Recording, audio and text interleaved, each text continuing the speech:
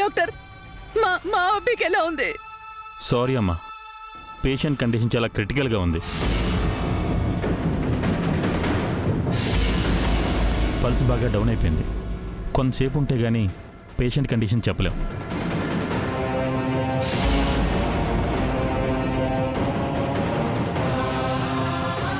మా ప్రయత్నం మేము చేస్తున్నాం.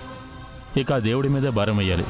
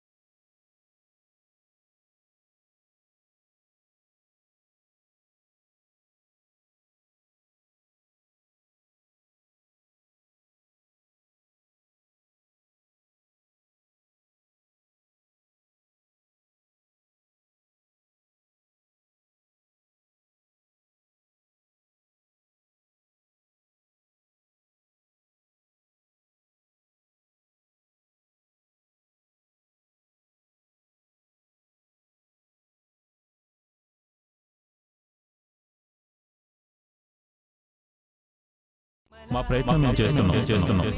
ఇక ఆ దేవుడి మీద భారం వేయాలి.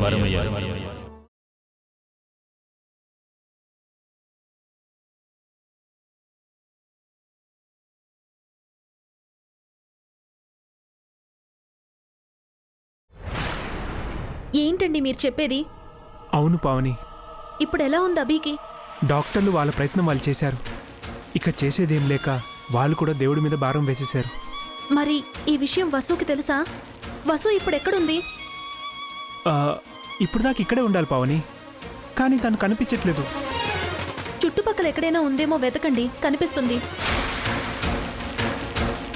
ఎక్కడ కనిపించట్లేదు పావని. మరి బన్నీ ఎక్కడున్నాడు? బన్నీ వసు ఇద్దరు కనిపించట్లేదు. డాక్టర్ చెప్పిన విషయం వసు విన్నదా? మేమున్న కంగారులో ఆ విషయం గమనించలేదు. అయితే వసు ఎక్కడికి వెళ్ళుంటుందండి? అదే అర్థం కావట్లేదు. సరే, నేను మళ్ళీ ఫోన్ చేస్తాను. అలాగేనండి.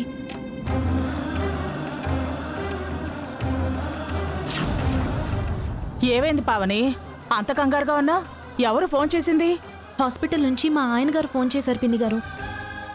అభికి ఇప్పుడు ఎలా ఉందంట? కండిషన్ చాలా సీరియస్గా ఉందట. ఉండదా మరి? బిడ్డొచ్చిన వేళ గొడ్డొచ్చిన వేళ అన్నట్టు ఆ మహాతల్లి ఈ ఇంట్లో అడుగు పెట్టిందో లేదో, ఈ ఇంట్లో అన్నీ అరిష్టాలే. అందుకే సంబంధం చూసే ముందు ఇటేడు తరాలు అటేడు తరాలు చూడాలి అంటారు. నేను చెప్తే నా మాట ఎవరైనా విన్నారా? మెడలో అభిచైన్ పడిందని, గుడిలో దేవుడు కలిపిన సంబంధమని దిక్కుమాలిన సంబంధం తీసుకొచ్చి వాడి మెడకు కట్టారు. ఇప్పుడు ఏమైందో చూడండి. ఎందుకు పిన్ని గారు ఇలా మాట్లాడతారు? ఇప్పుడు నేనేమన్నానే? జరిగిందే కదా చెప్తున్నాను. మా వదినకు ఎంత చెప్పినా వినకుండా కోరి కోడలు తెచ్చుకుంది. కొండ నాలుకకు మందు అయిపోతే ఉన్న నాలుక ఊడిపోయిందన్నట్టు ఆ మహాతల్లి కొడుకును కాపాడడానికి పోయి అభి ప్రాణాల మీద తెచ్చుకున్నాడు. ఇంట్లో ఉండి వాడి ప్రాణాల్ని తీసింది చాలక మిగిలిన ప్రాణాలు కూడా తీయడానికి హాస్పిటల్కి ఊరేగింది. అసలు అది అక్కడుంటే ఆ మిగిలే ప్రాణాలు కూడా మిగలవు. నష్ట జాతకురాలు. నోటికి ఎంతొస్తే అంత మాట్లాడకండి. అసలే వసు బన్నీ కనపడట్లేదని వాళ్ళందరూ కంగారు పడుతున్నారు. ఎందుకు కనిపిస్తుందిలే? తన కొడుకు తనకు దక్కాడుగా, ఇక ఎవరెలా పోతే నాకెందుకులే అని తన దాన్ని తాను చూసుకుని వెళ్ళుంటుంది. అక్కడే ఉంటే మొదటి భర్తను మింగేసినట్టు రెండో భర్తను కూడా మింగేయగలదని నింద మోయాల్సి వస్తుందని తన దారి తాను చూసుకుని వెళ్ళిపోయి ఉంటుంది. పోతే పోయింది, ఈ ఇంటికి పట్టిన పీడ వదిలిపోయింది.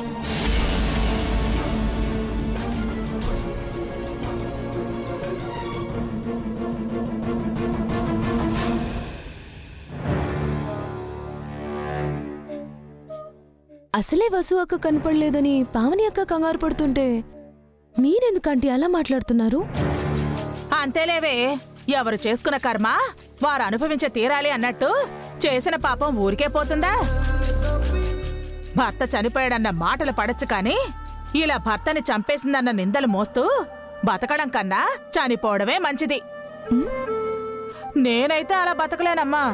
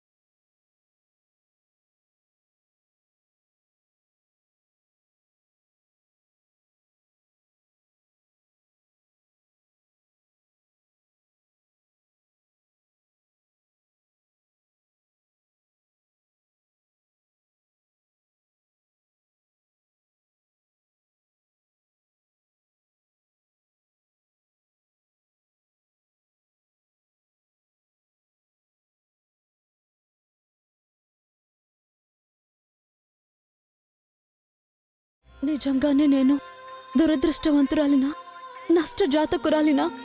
నేను పుట్టగానే నా కన్నవాళ్లు దూరం అవటం నా తప్ప? అనాథగా పెరగడం పాపమా? నన్ను కట్టుకున్నవాడు చెడ్డవాడు కావటం నా పొరపాట? ఏం తప్పు చేశానమ్మా నేను? ఎన్నో కష్టాలు పడ్డాను. ఏదో నన్ను అమ్మా నాన్నల్లా ఆదరించిన నా అత్తమామల వల్ల నాకు కొత్త జీవితం మొదలై మనసున్న మంచివాడు భర్తగా వచ్చాడు అని, నా కొడుక్కో మంచి భవిష్యత్తు దొరికిందని ఆనందపడుతుంటే ఈ నిందలేంటమ్మా? ఆయనకిలా జరగడం ఏంటమ్మా? నా జీవితంలో సంతోషం అన్నదే లేదా? నేను కూడా నీలాంటి ఆడదాన్నే కదమ్మా. మరి నా మీద ఎందుకమ్మా ఇన్ని నిందలు, ఎందుకిన్ని కష్టాలు?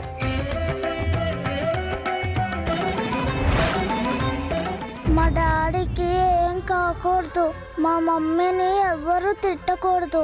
నీకెన్ని చాక్లెట్స్ ఐస్ క్రీమ్స్ కావాలంటే అన్ని ఇస్తాను. మా డాడీని సేవ్ చెయ్యి, మా మమ్మీని ఏడకుండా చెయ్యి. చేస్తావు కదూ? అమ్మా, హారతి తీసుకోండి.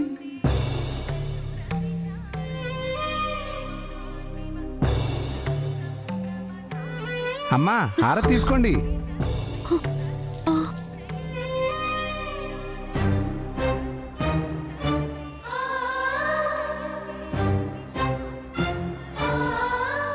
కన్నీళ్లు నిండిన కళ్ళు ఏ దృశ్యాన్ని స్పష్టంగా చూడలేవు. కళ్ళు తుడుచుకొని నీ బాధేంటో చెప్పమ్మా. మా డాడీ హాస్పిటల్లో ఉన్నారు. బ్రతకడం కష్టమని డాక్టర్స్ చెప్తున్నారు. దేవుడే దిక్కని వచ్చాం. ఏ దిక్కు లేని వాళ్ళకి దేవుడే దిక్కు బాబు. అమ్మని నమ్ముకొని వచ్చారు కదా, ఆ అమ్మ మిమ్మల్ని తప్పకుండా కాపాడుతుంది. నీ కష్టం నాకు అర్థమైంది తల్లి. అమ్మ మిమ్మల్ని కరుణించాలంటే ఒక దీక్ష ఉంది, చేస్తావా? చూస్తుంటే పెద్దింటి అమ్మాయిలా ఉన్నావమ్మా. ఈ దీక్ష కాస్త కష్టంతో కూడుకున్న కఠినంగా ఉంటుంది.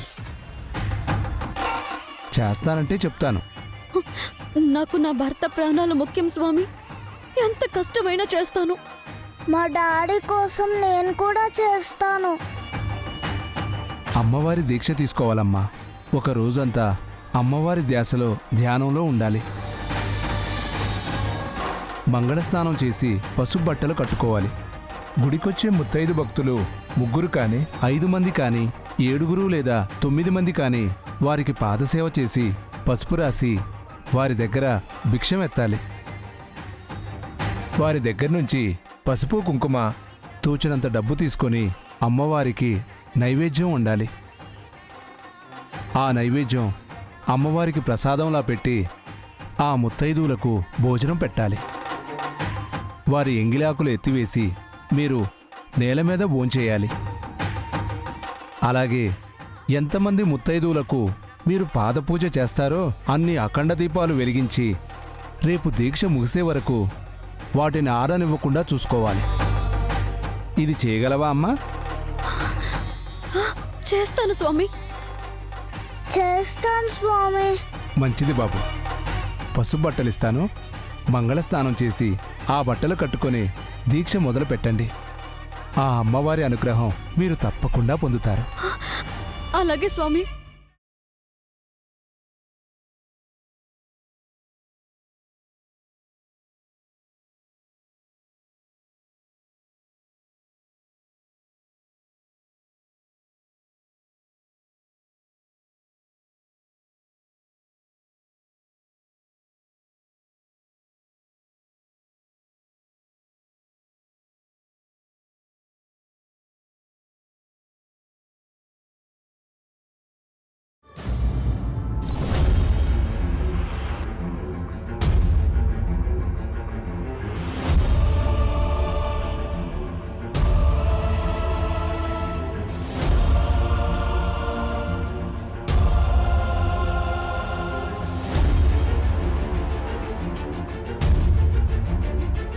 అను, కీర్తి స్కూల్ నుంచి ఎలా వచ్చారు? స్కూల్ బస్లో వచ్చాం పిన్ని. మా కోసం ఎవరూ రాకపోయేసరికి మా మిస్ మమ్మల్ని స్కూల్ బస్ ఎక్కించి పంపించారు. డ్రైవర్ అంకుల్ మమ్మల్ని ఇంటి దగ్గర జాగ్రత్తగా డ్రాప్ చేసి వెళ్ళారు.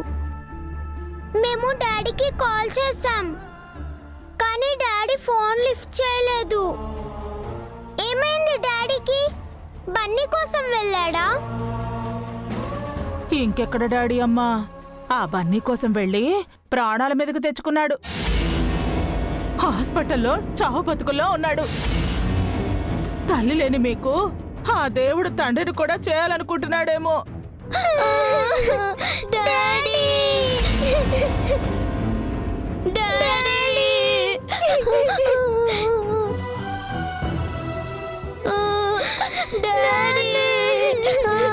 అను, కీర్తి ఏమైందమ్మా? మీరిద్దరూ ఎందుకు ఏడుస్తున్నారు?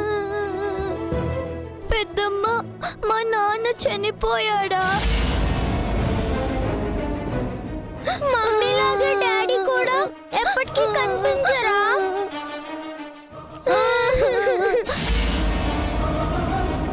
మీకెవరు చెప్పారమ్మా ఇదంతా? అమ్మమ్మ చెప్పింది. బన్నీ కోసం వెళ్ళి డాడీ చనిపోయారంట కదా. లేదమ్మా, డాడీకి ఏం కాలేదు. క్షేమంగా ఇంటికి తిరిగి వచ్చేస్తారు. తాతయ్య, నానమ్మ, పెదనాన్న, బాబాయ్ అందరూ అక్కడే ఉన్నారు. నిజంగా డాడీ క్షేమంగా ఉన్నారా పెద్దమ్మ? అవునమ్మా. అమ్మమ్మ అబద్ధం చెప్పిందా? డాడీ క్షేమంగా ఉన్నారమ్మా. కాసేపట్లో ఇంటికి వచ్చేస్తారు. మీరిద్దరూ ఏడవకండి. వెళ్ళి స్కూల్ డ్రెస్ విప్పేయండి. నేనొచ్చి స్నానం చేయించి స్నాక్స్ పెడతాను, సరేనా? వెళ్ళండి.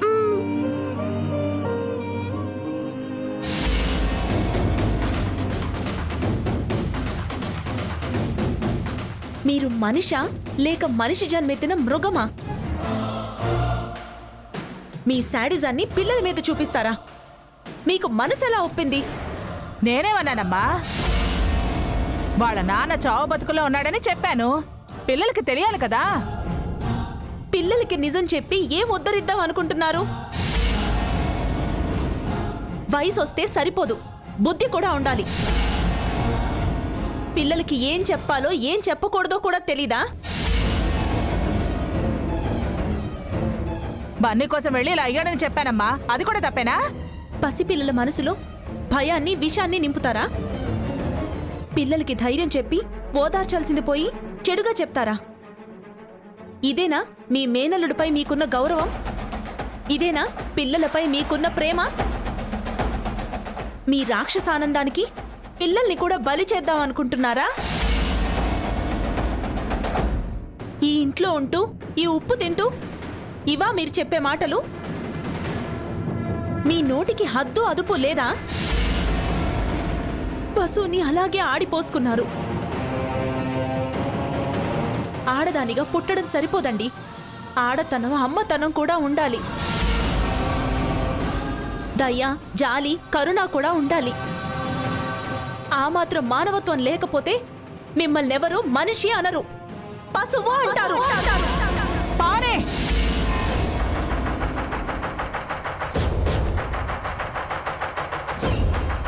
నోరు అదుపులో పెట్టుకుని మాట్లాడు.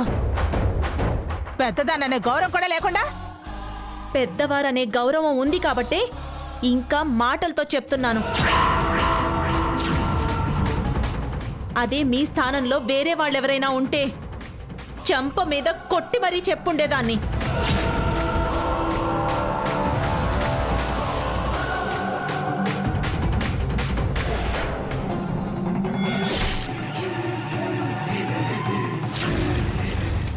ఒంటిపైకి వయసు వచ్చిందనే స్పృహ ఒంట్లో ఉంటే వయసుకు తగ్గట్టుగా ప్రవర్తించండి.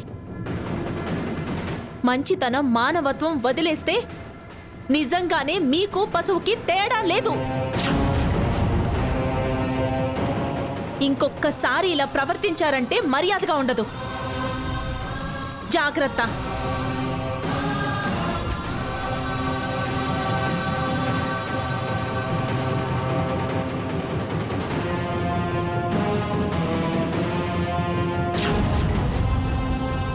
ఏంటంటీ అక్క అంత ఎమోషనల్ అయింది? మిమ్మల్ని తిట్టకుండా తిట్టేసింది. లిటరలీ ఉత్తికారేసింది. ఆఖర్లో వార్నింగ్ కూడా ఇచ్చిందేంటి? దానికి పోయే కాలం దగ్గర పడింది. అందుకే కన్ను మిన్నో కానకుండా నాపై నోరు పారేసుకుంది. నిప్పులపై చేతులు పెడితే ఏం జరుగుతుందో దానికి తెలిసేలా చేస్తాను. ఏం చేస్తారంటీ? ఆ వసుని ఎలా తరిమేశానో అలాగే దీన్ని కూడా తరిమేస్తాను. వసు అక్క నిజంగానే వెళ్ళిపోయిందా ఆంటీ? నాతో పెట్టుకుంటే జనవాసం ఉండదే, వనవాసమే. మళ్ళీ ఆ వసు చచ్చిన ఈ ఇంటికి రాదు, రానివ్వను.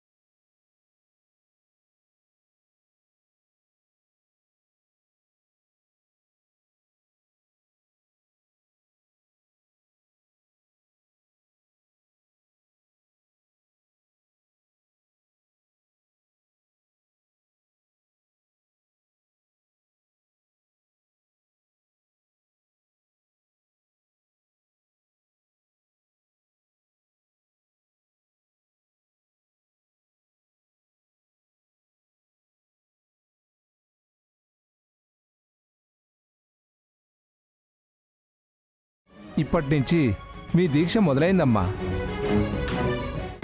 కంకణబద్దులై దీక్ష ఆచరించండి. ఆ అమ్మవారు మీకు తోడుగా ఉంటారు. శుభం భూయాత్.